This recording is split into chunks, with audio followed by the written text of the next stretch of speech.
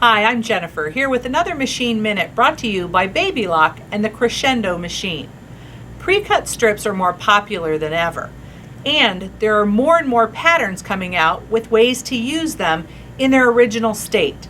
But has this ever happened to you? You're working on a project with a lot of strip sets sewn together, and you notice that things start to bow.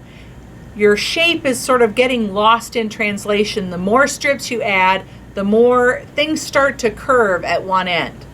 I'm going to share with you today the secret to fixing that problem.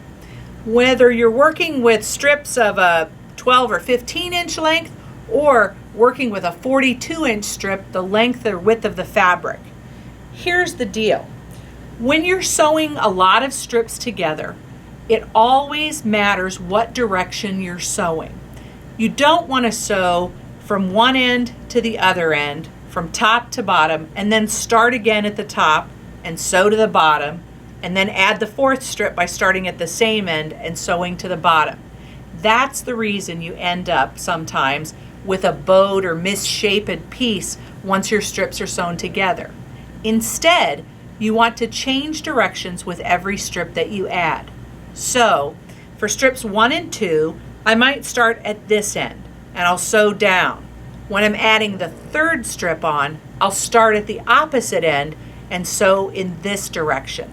By reversing direction every time I add a strip, I can make sure that my seams that are long stay accurate and sharp and there's no bowing. Now, how do you keep track of which direction you're going? Well, there are a few things you can do. When I was working with this project, I had the salvage end on one of the strips. So on my first strip, I started at the salvage end.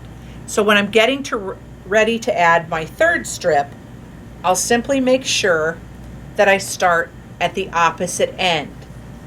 I could also place a pin with my head pointed in the direction, the head of the pin pointed in the direction that I want to sew. Then if you want to sew multiple strips together, you could sew the first 2 strips and these 2 strips together, always starting at the same end, the salvage end in my case. Then on odd numbered rows, when you're adding 3 and 4 and 5 and 6, start at the opposite end.